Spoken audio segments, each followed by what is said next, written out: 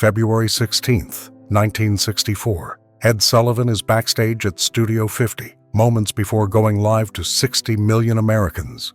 A young boxer approaches him with an impossible request.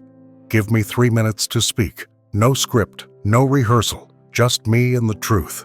His name is Cassius Clay. In 48 hours, he'll shock the world by becoming heavyweight champion. But tonight, he's carrying something in his pocket that could destroy Ed's entire show. A newspaper clipping about 4 children and a church bombing that America desperately wants to forget. Ed has 17 years of flawless television behind him. He's never lost control, never broken the rules, never let emotion crack his professional armor. Yet somehow, he says yes. What happened next wasn't just the most controversial 3 minutes in Ed Sullivan Show history. It was the night America watched their unshakable host choose conscience over comfort and to pay the price in tears. Sunday, February 16th, 1964. Studio 50 on Broadway hums with the familiar rhythm of live television preparation. Stagehands adjust lights with practiced efficiency. Camera operators check their angles one final time. The audience files into their seats, carrying the anticipation that comes with attending America's most watched variety show. Ed Sullivan stands in the wings, reviewing his notes with the same meticulous attention he's brought to every broadcast for the past 17 years. Tonight's lineup follows the proven formula that has made him a household name: a comedian to warm up the crowd, a musical number for spectacle, perhaps a novelty act to surprise and delight. Everything has been rehearsed down to the second. Every transition has been timed. Every camera angle has been mapped. This is how Ed Sullivan built his empire, through absolute control, flawless execution, and an unwavering commitment to giving America exactly what it expects every Sunday night at 8 o'clock Eastern Time. 60 million viewers will tune in tonight, gathering around television sets in living rooms from coast to coast, trusting that Ed will deliver 2 hours of wholesome, predictable entertainment that brings families together. In the world of live television in 1964, predictability is everything.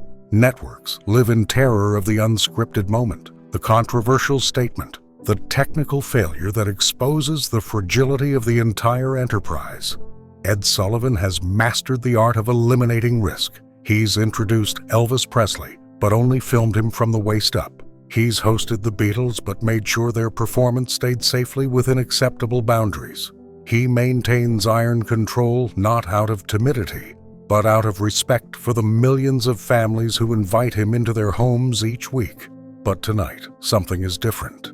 In the narrow corridors beneath the bright stage lights, a disruption is building that will challenge everything Ed has built his reputation upon. Cassius Clay, the 22-year-old boxer from Louisville, Kentucky, has arrived at the studio. He's scheduled to appear later in the show, a brief segment promoting his upcoming championship fight against Sonny Liston in Miami Beach. It should be simple: a few minutes of boxing talk, some trademark Clay bravado, perhaps a prediction that he'll float like a butterfly, sting like a bee. The audience will applaud, Ed will shake his hand, and the show will move seamlessly to the next act. Except Cassius Clay hasn't come to talk about boxing. He's come with a request that violates every principle of controlled television, every sponsor agreement, every network standard about keeping controversy away from family viewing hours. He's carrying something in his jacket pocket that he believes America needs to see, even if America doesn't want to look. Ed's production staff is already nervous. Clay is controversial in ways that make sponsors uncomfortable. He's brash, unpredictable, and increasingly associated with the Nation of Islam, a connection that terrifies network executives in 1964. Live television doesn't allow for damage control. Once words are spoken to 60 million viewers, they cannot be unsaid. As the studio fills and the cameras prepare to go live, 2 versions of Sunday night television stand on the edge of collision: the carefully controlled variety show that America expects, and the unscripted moral witness that one young boxer is determined to deliver. The show opens with Ed's signature greeting, delivered with his characteristic stiff formality that somehow feels both awkward and comforting. The first acts proceed exactly as planned. A comedy duo lands their rehearsed jokes. A Broadway singer hits every note. During commercial breaks, stagehands move props with military precision, while makeup artists touch up performers' faces. Everything flows with the mechanical perfection that defines professional television. 20 minutes into the broadcast, during a commercial break, Cassius Clay approaches Ed Sullivan in the wings. The cameras are off. The audience is distracted by a warm-up comedian. This is the narrow window when the real business of television happens. When producers give last-minute notes, when acts are rearranged, when decisions are made that the viewing audience will never know occurred. Clay doesn't make a request. He makes a statement. "Mr. Sullivan, I need to talk to America tonight. Not about boxing, about something that matters more than any fight." Ed's instinct is pure professional reflex. Maintain control. Protect the format. Keep the show moving according to plan. He's built 17 years of trust with American families by being utterly reliable, by never allowing his personal feelings or political opinions to disrupt the entertainment they've come to expect. "Cassius, we have acts scheduled," Ed responds, his voice carrying the gentle firmness of someone who's had this conversation 1,000 times before. "The timing is precise. Perhaps another week when we can prepare properly, when we can discuss what you'd like to say." But Clay interrupts with an intensity that cuts through Ed's diplomatic deflection. "There are 4 little girls who won't have another week, Mr. Sullivan. There's a church in Birmingham that got bombed. There are families who buried their children because of hate, and I have something to say about it that America needs to hear right now." The reference lands like a physical blow. 5 months earlier, on September 15th, 1963, the 16th Street Baptist Church in Birmingham, Alabama, was destroyed by a bomb planted by white supremacists. 4 young girls attending Sunday school were killed instantly: Addie Mae Collins, Cynthia Wesley, Carol Robertson, and Carol Denise McNair. The nation mourned for a week, maybe 2. Then the news cycle moved forward. Other headlines took over. The comfortable machinery of forgetting began its work. Clay wants to stop that machinery. On live television, without a script, in front of 60 million viewers who tuned in to watch singers and comedians, not to be confronted with America's ongoing racial crisis. Ed looks at the young man standing before him, 22 years old, about to become the most famous athlete in the world, carrying something in his eyes that has nothing to do with fame or championship belts. It's moral urgency, the kind that cannot be scheduled for a more convenient broadcast date, cannot be softened with careful editing, cannot wait for network approval. Around them, the machinery of live television continues its relentless forward motion. The commercial break is ending. Cameras are moving into position. The audience is settling back into their seats. In 30 seconds, Ed needs to be back on stage, introducing the next act, maintaining the flow that keeps 60 million viewers from changing the channel. He faces a choice that will define not just this episode, but his entire legacy. Preserve the legendary professionalism that made him television's most trusted host, or honor the human necessity breaking through his carefully choreographed Sunday night routine. Ed Sullivan takes a breath, makes a decision his production staff will later call either the bravest or most reckless of his career. "You'll have 3 minutes," he says quietly. "After the next act, say what you need to say." Ed returns to camera wearing his familiar composed expression, but something has shifted behind his eyes. The show continues its carefully orchestrated progression. A juggling act draws polite applause, a commercial plays, the audience settles back into their seats. But backstage, something unprecedented is building. Word spreads among the crew with the speed of wildfire in a confined space. The young boxer is going to speak about Birmingham. Live. Unscripted. No one knows exactly what he'll say, which means no one can prepare for damage control. Technical director Frank Bunetta will later recall the moment in a 1987 interview. We didn't know whether to cut away, keep the cameras rolling, or pretend it wasn't happening. Ed gave no guidance except 3 words: let him talk.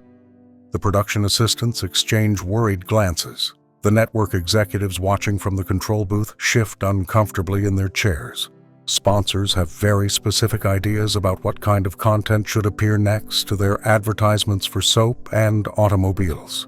Political controversy, especially about race in 1964, is explicitly forbidden in those contracts. But Ed Sullivan has made his decision, and everyone who works with him knows that once he commits to something, he doesn't retreat. The act before Clay's appearance reaches its conclusion. Ed walks to center stage with his characteristic authority, but those who've worked with him for years notice something different.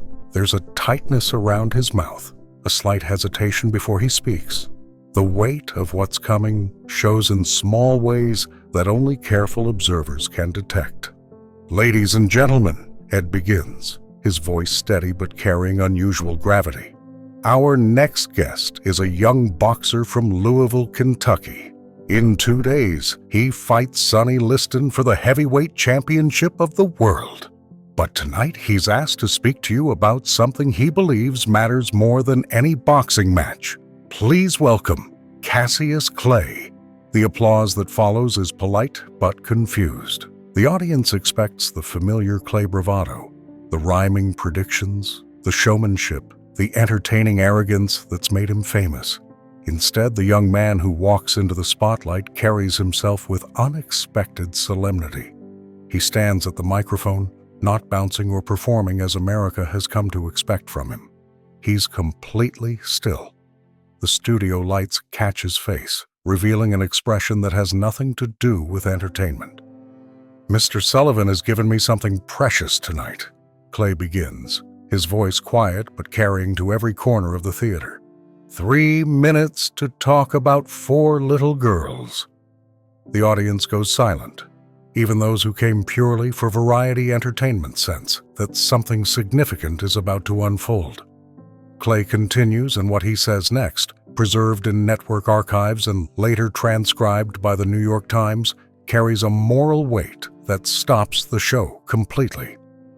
Their names were Addie Mae Collins, 14 years old, Cynthia Wesley, 14, Carol Robertson, 14, Carol Denise McNair, 11.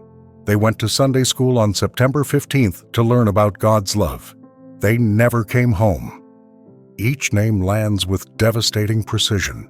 The camera holds steady on Clay's face, and what it captures is something television rarely shows: complete sincerity without performance, moral witness without entertainment value. "America wants to forget," Clay says, his voice growing stronger. "Move on to the next headline, the next tragedy, the next distraction. But I'm about to be heavyweight champion of the world, and I won't use that platform to make people comfortable. I'll use it to make people remember."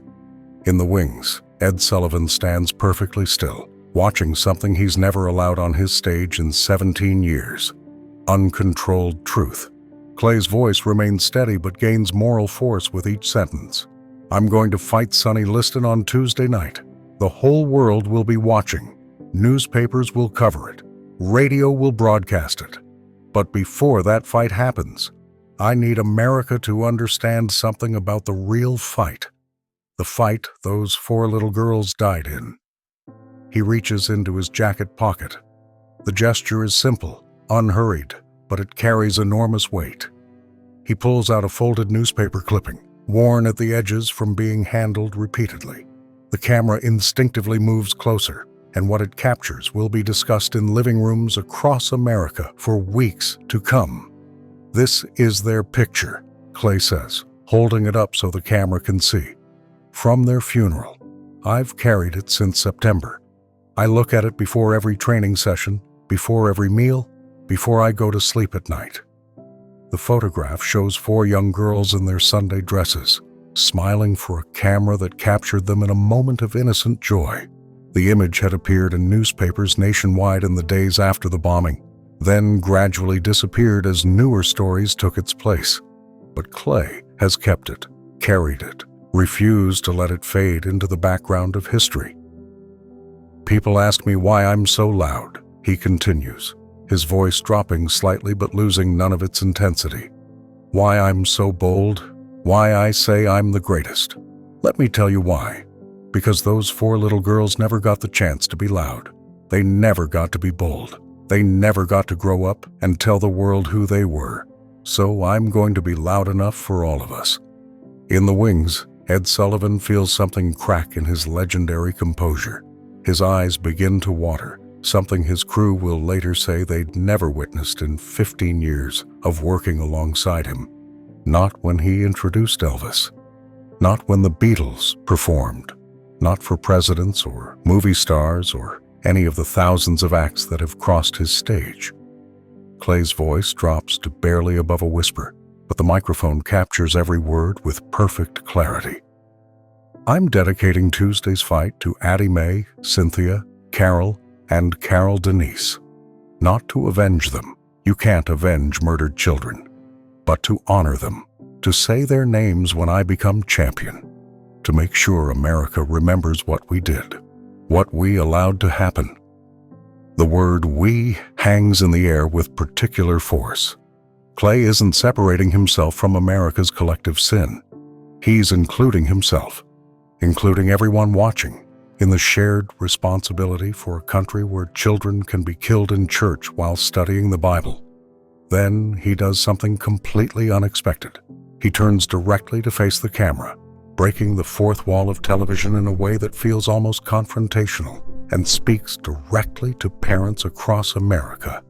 If you have daughters, go to their rooms tonight after this show ends. Watch them sleep, look at their faces, and ask yourself what you're doing to build a country where all children are safe in church. Not just your children, all children, every single one. The studio is utterly silent. No applause, no reaction. Just stunned stillness as 60 million viewers absorb words that were never supposed to be spoken on family television. Ed Sullivan walks onto the stage. Tears are now clearly visible on his face, cutting through the professional composure that has defined his public image for nearly 2 decades. He stands beside Clay, places a hand on the young boxer's shoulder, and turns to face America with his armor completely shattered. "Thank you," Ed manages to say, his voice breaking on both words. "Thank you for your courage." For a moment that feels suspended outside of time, Ed and Clay stand together in silence. The audience remains frozen, uncertain how to respond to something so far outside the boundaries of variety entertainment. Then, slowly, a single person in the back row stands. Then another. Then entire rows, rising until the studio erupts in a standing ovation that has nothing to do with performance and everything to do with witnessing.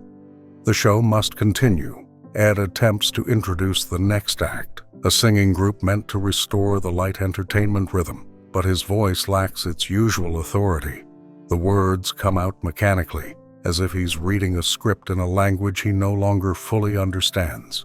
Something fundamental has shifted, and everyone in Studio 50 can feel it. In the control room, phones begin ringing before Clay even leaves the stage. The switchboard operator will later describe it as a flood unlike anything we'd experienced. But these aren't the angry calls network executives feared. They're viewers asking how they can help, where they can send donations, what they can do for the families in Birmingham. By the time the show ends 2 hours later, the switchboard is completely overwhelmed. Jack Gould, the respected television critic for the New York Times, watches from his home in Manhattan. The next morning, his review will carry a headline that captures what millions felt when entertainment became witness. He writes, "Last night, the Ed Sullivan Show ceased to be merely a variety program and became something closer to a national town hall. When Cassius Clay spoke about Birmingham, and when Ed Sullivan stood beside him in tears, television fulfilled a purpose higher than entertainment. It forced a nation to look at what it had tried to forget." Tuesday night, February 18th, 1964. Miami Beach Convention Hall. Cassius Clay faces Sonny Liston in front of 8,000 spectators and millions listening on radio. Liston is the overwhelming favorite, a devastating puncher who has destroyed every opponent. But in the 7th round, Liston refuses to leave his corner. Clay wins the heavyweight championship of the world. In his victory speech, broadcast live on radio across the nation, Clay's first words are not about himself. This victory is for Addie Mae, Cynthia, Carol, and Carol Denise. I told Mr. Sullivan I would remember them. I'll remember them every day I'm champion. 3 days later, Clay announces his conversion to Islam and his new name, Muhammad Ali. The decision makes him even more controversial in an America not ready for a Muslim heavyweight champion. But years later, Ali will reflect on that February night in Studio 50 as the moment everything changed for him. Ed Sullivan gave me 3 minutes that transformed my life, Ali said in a 1991 interview, his voice already affected by Parkinson's disease, but his memory sharp.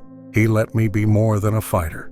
He let me be a witness. That's when I understood my real purpose wasn't just winning fights. It was speaking truth when people were watching. Letters pour into CBS headquarters in the days following the broadcast. Not dozens, thousands. Parents writing to say they did go to their children's rooms that night, that they're having conversations they should have had months ago. Teachers requesting transcripts of Clay's words to use in their classrooms. Church groups organizing fundraisers for Birmingham's rebuilding efforts. Ed receives a handwritten note on personal stationery, preserved now in the Sullivan Archives at the New York Public Library. It's from Dr. Martin Luther King Jr., dated February 20th, 1964. You created space for truth on a platform built for entertainment. That required a form of courage television rarely demonstrates. Those 4 little girls and their families are honored by what you allowed to unfold on Sunday night.